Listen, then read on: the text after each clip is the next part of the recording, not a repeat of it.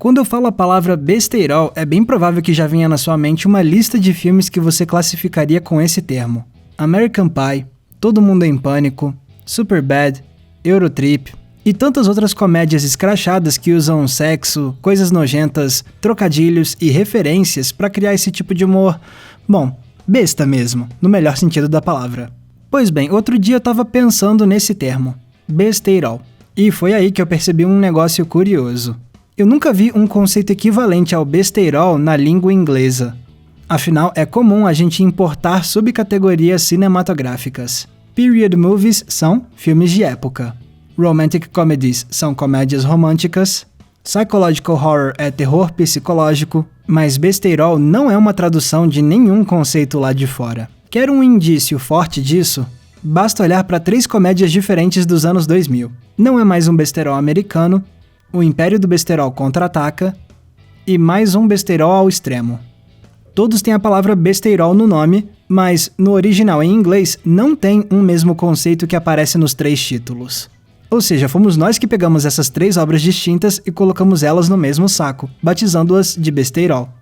Mas então, se o besteirol não é uma categoria usada em Hollywood, quer dizer que esse conceito foi inventado por nós, brasileiros? Essa pergunta me pareceu tão fascinante que eu precisei investigar mais. E o que eu aprendi é que, sim, a ideia de besteirol é daqui mesmo. Right, but what is it? Surpreendentemente, o termo besteirol veio das nossas artes cênicas, graças à existência do chamado teatro besteirol, um movimento de comédia que se popularizou por aqui nos anos 80. Foi com o teatro besteirol que ficaram famosos alguns dramaturgos e escritores como Miguel Falabella, Vicente Pereira e Mauro Razzi, que depois fariam história na televisão ao trabalharem como roteiristas do programa TV Pirata. Sem contar também que o teatro besteirol ajudou a lançar a carreira de atores como Diogo Vilela, Marco Nanini, Pedro Cardoso, Regina Casé e, é claro, o próprio Miguel Falabella. Tá, mas no que consistia esse teatro besteirol? Para entender melhor essa história, eu conversei com um dos maiores especialistas do Brasil em teatro besteirol. Meu nome é Luiz Francisco Vasilevski, eu sou mestre e doutor em literatura brasileira pela USP e estudei no mestrado e doutorado teatro besteirol. Ou seja, o cara perfeito para me explicar melhor o que foi esse tipo de teatro. Segundo Luiz Francisco, se tratava de um tipo de comédia feita por uma dupla de atores e que usava muito da paródia, referências cinematográficas, sátiras a fatos do cotidiano. E também, eu acho que eu já falei, o formato sketch. Foi uma importante que eu esqueci, que era homens vestidos de mulher. Eles faziam os espetáculos travestidos. Mas não vá achando que foram esses artistas que batizaram o tipo de teatro que eles faziam de besteirol. Na verdade, foi a crítica de teatro que surgiu com o termo. A palavra besteirol ela surgiu numa crítica de teatro que o Max Luiz fez de um musical chamado As Mil e Uma Encarnações de Pompeu Loreto. Mais especificamente, essa crítica foi publicada na revista Isto É, em setembro de 1980, e dizia o seguinte: a melhor definição para a peça pode ser resumida num neologismo carioca, gíria de praia, que significa exatamente aquilo que a palavra resume: besteirol. Essa divertida bobagem deve conseguir grande sucesso de público. Aí pronto, o termo besteirol pegou na imprensa, que passou a usar a palavra de forma pejorativa para criticar as novas peças de comédia, como Bar Doce Bar, A Mente Capta, Sereias da Zona Sul, Doce de Leite, entre muitas outras. E como é de se imaginar, os artistas não gostaram nem um pouco de verem suas peças sendo desclassificadas e chamadas de besteira. Mas já era tarde, o termo besteirol acabou se popularizando, tanto que depois ele começou a ser usado também em outras áreas que não fossem o teatro. A palavra besteirol depois vai ser usada para definir o fenômeno dos Mamonas Assassinas.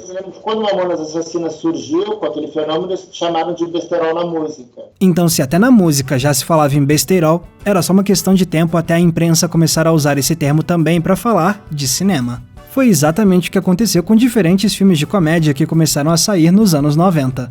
E depois, quando a palavra começou a ser usada até mesmo nas traduções oficiais de filmes americanos, ficou claro que o besteirol estava completamente enraizado no linguajar brasileiro.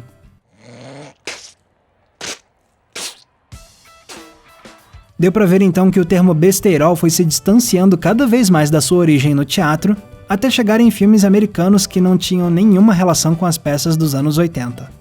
o que não significa que não existam alguns paralelos entre esses longas e as peças brasileiras. Por exemplo, o teatro besterol fazia muitas referências ao cinema americano, principalmente na forma de paródia, algo que está na essência de vários filmes besterol. Hello. Hello, Cindy. Who is this? It's me, Bobby. You know, your boyfriend? Outras semelhanças são as histórias que satirizam o que tem de ridículo no cotidiano, inclusive sem medo de falar de temas tabus como o sexo. Ah, e não podemos esquecer de outro. E também tinha escatologia. Sim, a escatologia, ou seja, o uso de coisas nojentas com a intenção de criar momentos cômicos. E se você já viu qualquer besterol americano, você já sabe muito bem como isso funciona. Is that a hair gel? Yeah. Great. I could use No, some. you don't have to. You don't. I just ran out. E aí a gente entende melhor por que essas comédias receberam um rótulo aqui no Brasil que elas não receberam lá nos Estados Unidos. Por mais que seja difícil definir elementos específicos que se apliquem a todos esses longas, pelo menos uma coisa em comum eles têm: o humor sem pretensões de parecer muito sofisticado, ou seja, a besteira mesmo. E como aqui no Brasil a gente já tinha há algumas décadas uma palavra para descrever esse tipo de humor, era quase inevitável que besterol acabasse sendo usado também para descrever esses filmes estrangeiros.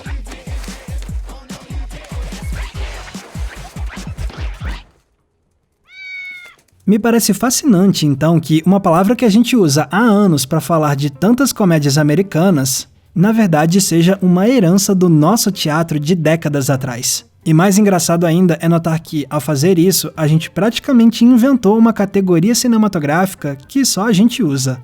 É quase como se nós brasileiros realmente levássemos muito a sério essa história de ser besta.